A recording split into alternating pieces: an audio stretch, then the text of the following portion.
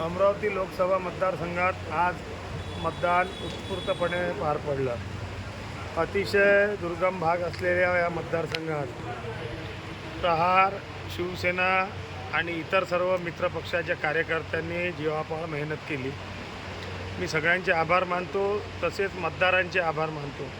काही लोकांनी दृश्य पद्धतीने, काही लोकांनी अदृश्य पद्धतीने या निवडणुकीमध्ये मला मदत केली। मी त्या सगळ्या लोकांचे आभार मानतो।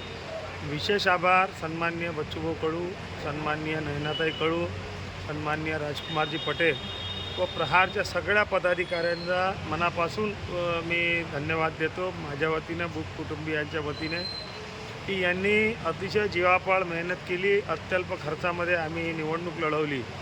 प्रसारमाध्यमांना आणि वृत्तवाहिन्यांना मनापासून आभार व्यक्त करतो की त्यांनी कसल्याही प्रकारची आर्थिक मागणी न करता किंवा कुठल्याही प्रकारचं अडथळा न आणता सकारात्मक पद्धतीने सपोर्ट केला।